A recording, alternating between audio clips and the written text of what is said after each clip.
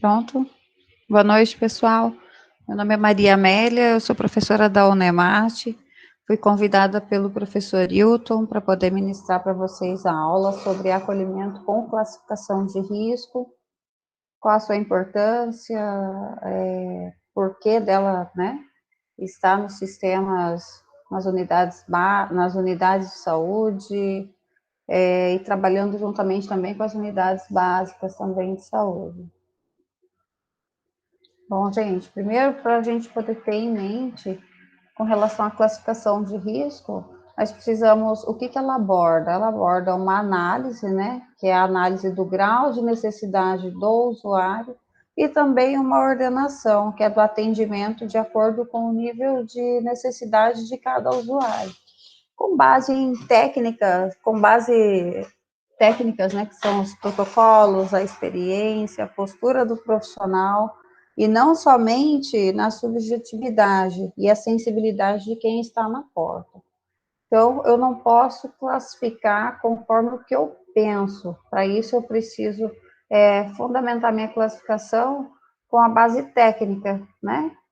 Então, nós temos como suporte os protocolos, a experiência, também conforme você vai classificando as capacitações e a postura. Os principais objetivos da classificação de risco.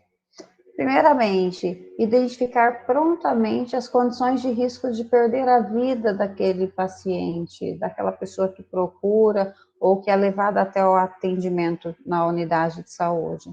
Então, significa passar na frente, tá? Dependendo do grau de complexidade, do grau de gravidade, então, geralmente, ele vai estar passando, vai ter o atendimento prioritário.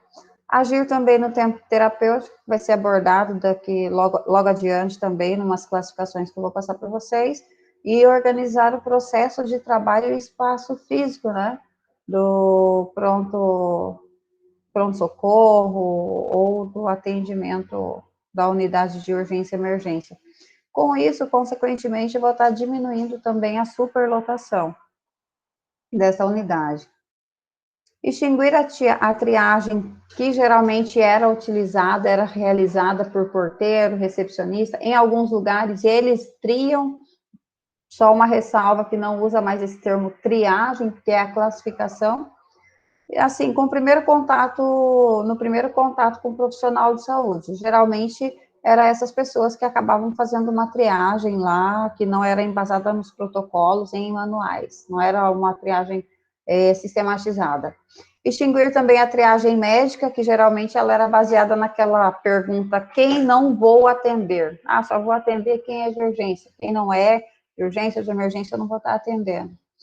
Também priorizar de acordo com os critérios clínicos, né, como já foi dito, e não por ordem de chegada ou de acordo com a sensibilidade de quem recebe. Há um tempo atrás, geralmente nas unidades de saúde, era atendido conforme a ordem de chegada. Quem chegou primeiro, era atendido primeiro. Hoje nós sabemos que é quem tem maior necessidade, independente do horário que chegue. Informar também aos pacientes, algo importante, objetivo, informar aos pacientes familiares a expectativa do atendimento e tempo de espera. Que é isso, claro, ocasiona também a diminuição da ansiedade que é gerada pelo que é desconhecido. Se a pessoa está ali, não sabe quanto tempo vai ficar, então, de imediato, ela é classificada, ela vai saber qual provavelmente vai ser o seu tempo de atendimento. Esclarecer também para a comunidade sobre a forma de atendimento, é muito importante que a comunidade seja conscientizada com relação ao processo de acolhimento e a classificação de risco, e realizar, quando necessário, encaminhamento responsável com a garantia de acesso à saúde de atenção. O que isso quer dizer? Determinada pessoa procurou o serviço de saúde, mas não é um atendimento de urgência e emergência, ela pode sim ser encaminhada para uma unidade básica de saúde, onde ela possa ter realização de alguns exames que for necessário, isso com agendamento de consulta ou de alguma especialidade. Outros resultados que eu quero abordar com vocês.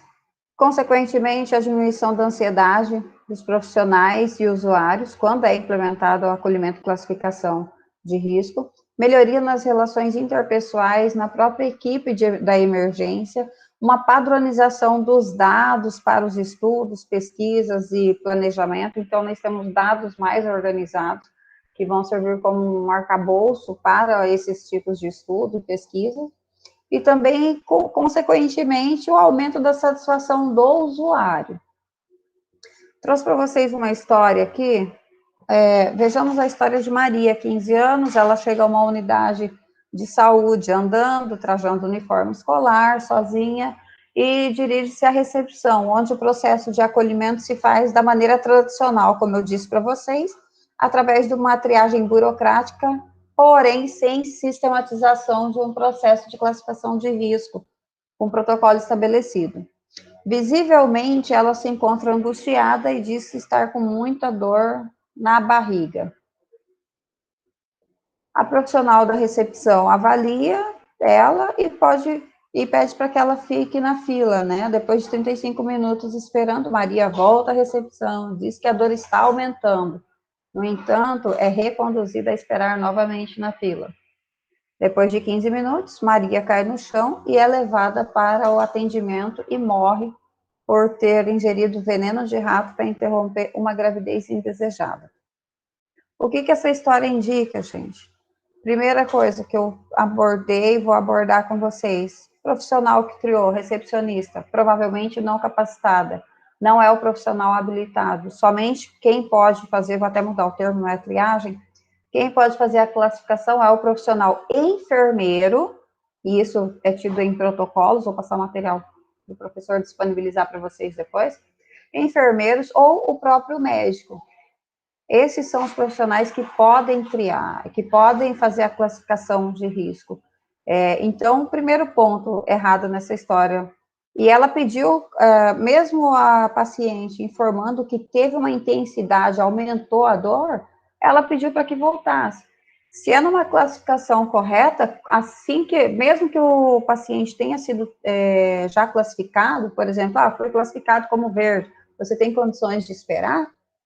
E daí, de repente, ele vá novamente até você e informe que ele está aumentando a dor, ou, estou com uma cefaleia, que a princípio é uma cefaleia leve, daí está ficando intensa, você precisa novamente classificar, você tem que reclassificar esse paciente, porque um verde pode passar para um amarelo e o amarelo para um vermelho, né?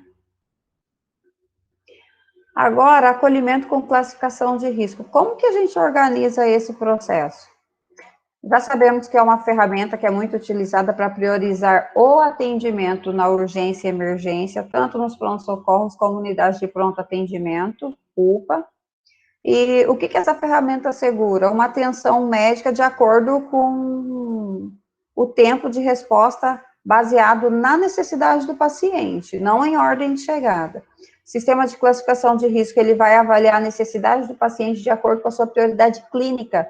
Consequentemente, quanto mais grave, mais rápido eu preciso ser atendido. O atendimento, ele é baseado em cores e tempo. As cores, elas estão relacionadas juntamente com a gravidade. Então, cada cor, ela indica um grau de gravidade que esse paciente pode estar apresentando. E o tempo máximo para a avaliação médica. Então, portanto, nós temos as cores azul, verde, amarelo, laranja e vermelho. Essas 5 cores nós temos na classificação do protocolo de Manchester, tá? Só ressaltando para vocês. Porque nós temos um outro protocolo, que é o protocolo do Ministério da Saúde, que eles são 4 cores. Vermelho, que permanece como os casos graves, que é de emergência com eminente risco de morte. Urgente é o amarelo, casos que necessitam sim do atendimento prioritário. O verde, que é pouco urgente, casos de menor urgência que podem sim aguardar o atendimento, e não urgente, que é o azul, né? São casos simples e que podem ser, sim, direcionados a outra unidade de saúde. Então, a chegada ao pronto-socorro, no eixo vermelho que indica emergência, como ele deve ser visível amplamente, distinto e exclusivo. Eu preciso identificar que aquilo é uma sala de emergência. O acesso coberto para ambulâncias precisa ter também, junto nessa sala de emergência, na área de emergência, o eixo de emergência, né? Claro, vai ficar na parte externa. Sinal sonoro disponível, sala disponível. Nisso, eu recebo e estabilizo os pacientes graves. Então, recebimento e estabilização dos pacientes graves. Materiais e equipamentos geralmente utilizados no eixo verde: assistência ventilatória, assistência circulatória, drogas e soluções, e alguns materiais complementares. É importante ressaltar a necessidade da privacidade do paciente e o acolhimento da rede social.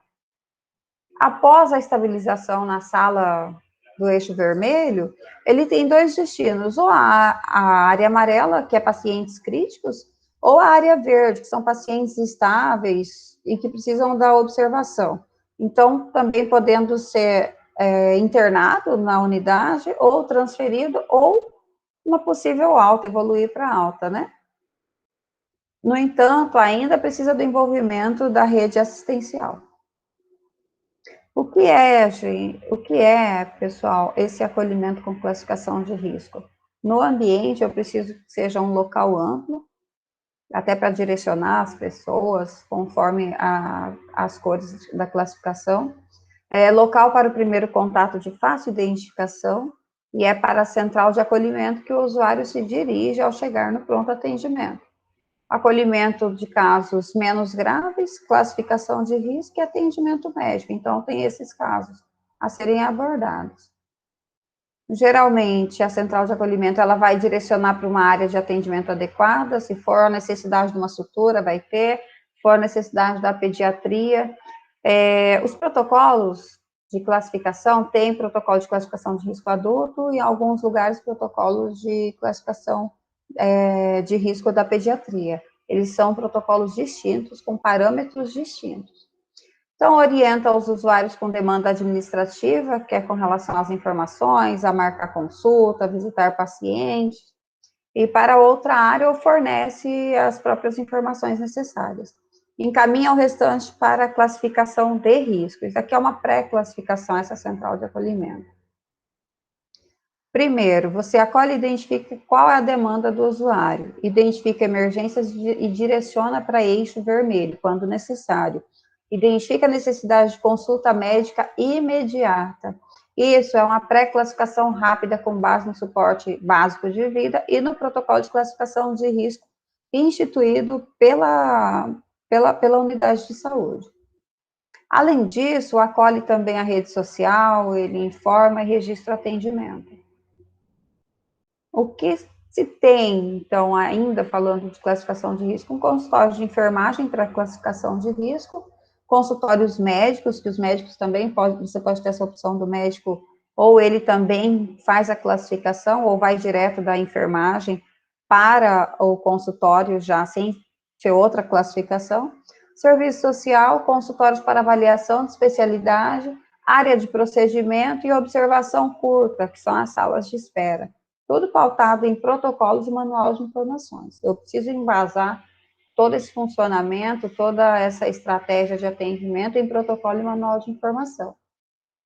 Isso aqui é só para explanar melhor o que eu acabei de dizer. O eixo azul, que é como a pré-classificação, acolhimento com a pré-classificação, então eu direciono tanto para a área azul, né, classificação de risco, a azul, verde, que precisa sim de uma consulta médica, mas pode esperar, o amarelo, que ele precisa de uma consulta médica um pouco mais rápida, e já o vermelho, eu tanto posso chegar andando, caminhando, e ter a necessidade, depois da avaliação, de ser classificado como vermelho, já ter o atendimento imediato, como eu posso também ser trazido pelas unidades móveis de pré-hospitalar, né, atendimento móvel pré-hospitalar.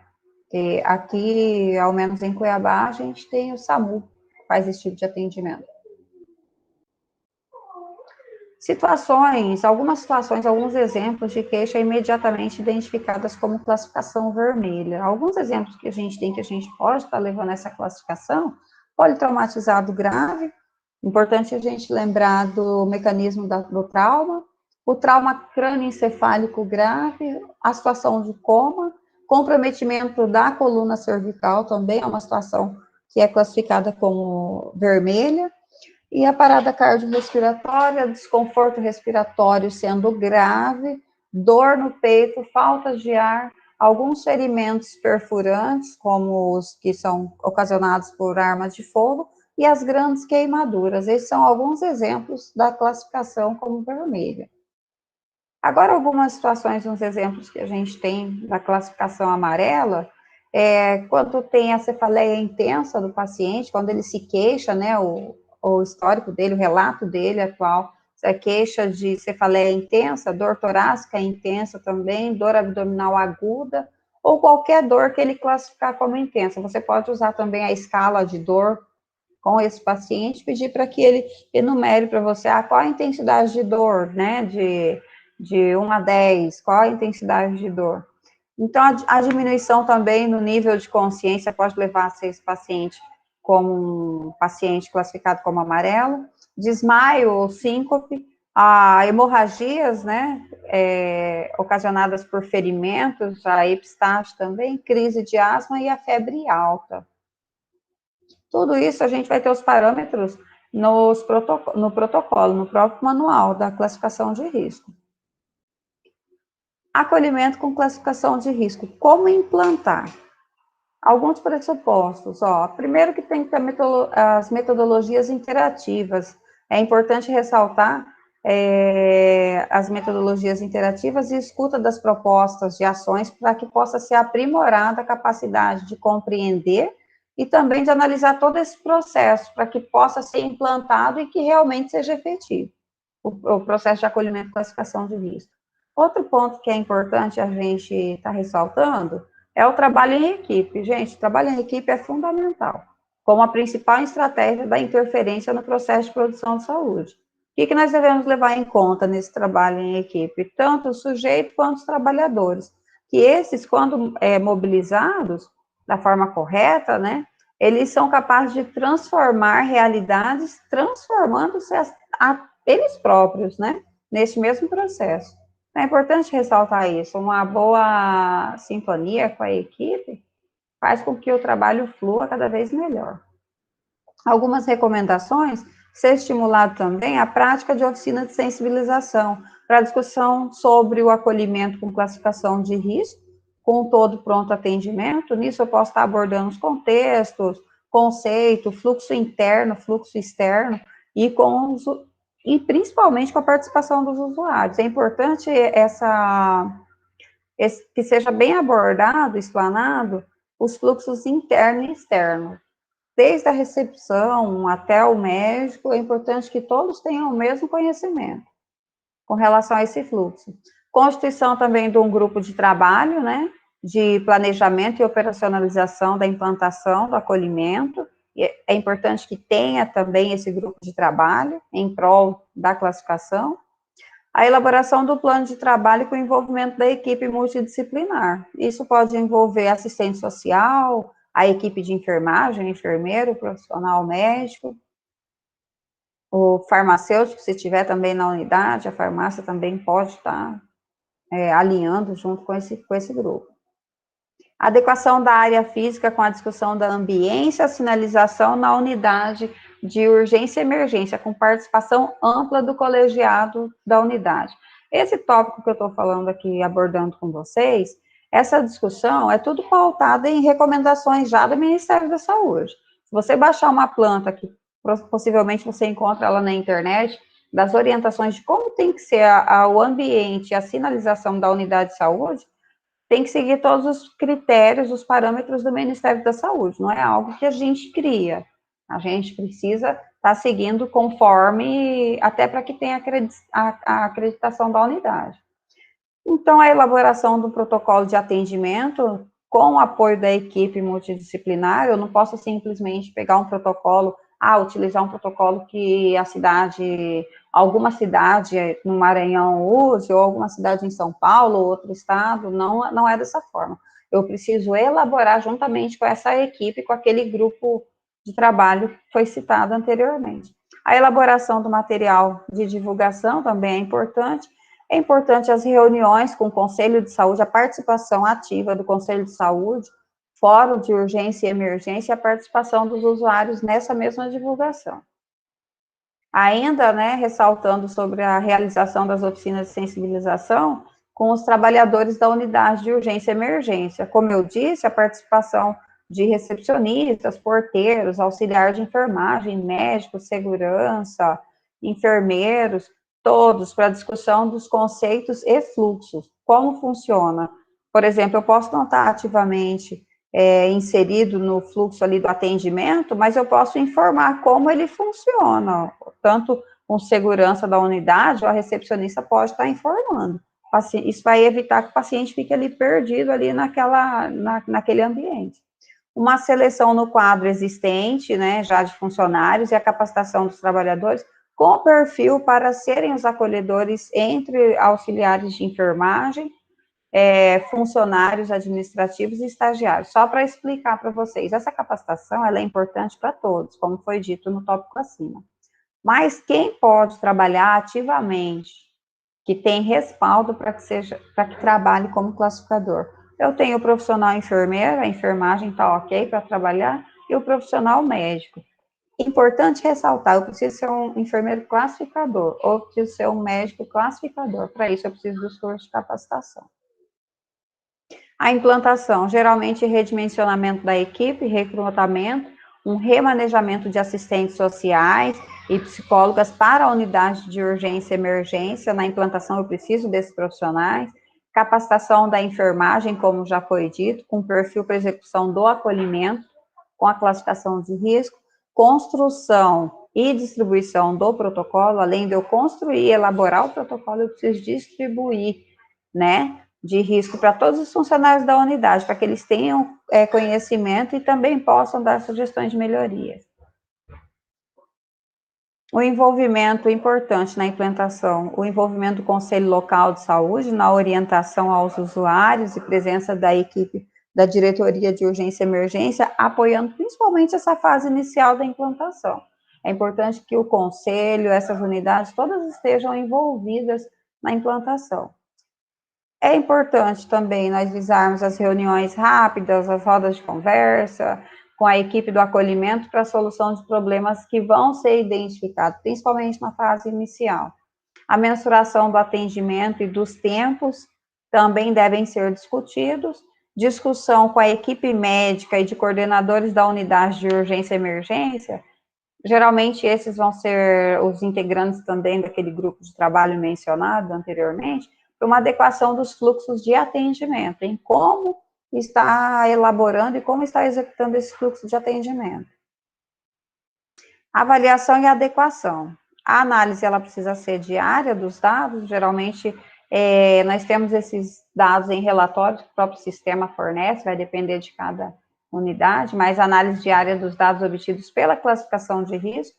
Com isso, eu consigo o parâmetro de quantos por cento eu tenho de atendimento amarelo, quantos por cento eu tenho atendimento vermelho, verde, para ver realmente se aquela unidade está seguindo o seu perfil. Pesquisa sobre o grau de satisfação dos usuários e trabalhadores, isso é importante que ocorra. A identificação de problemas externos que possam estar impactando diretamente no atendimento do serviço. Então, a revisão do fluxo de atendimento, isso vai ocorrer posteriormente, revisão também do protocolo e nova capacitação de enfermagem. É necessário que tenham novas capacitações. Reuniões periódicas de avaliação da implantação, juntamente com o levantamento dos problemas e também as soluções desses problemas. Gostaria de agradecer vocês pela atenção, procurei não estender muito tempo, mas basicamente o que vocês precisam estar verificando é isso, vocês precisam, qual que é a diferença, né, do protocolo de Manchester, qual que é a diferença do protocolo do Ministério da Saúde, ressaltando que do protocolo do Ministério da Saúde, para implementar qualquer unidade de pronto atendimento, é necessário que siga o protocolo do Ministério da Saúde, tá? Então, gostaria de agradecer vocês, vai ser disponibilizado também, vou ver se eu disponibilizo algum material para vocês, para leitura, além do vídeo. Muito obrigada e boa noite.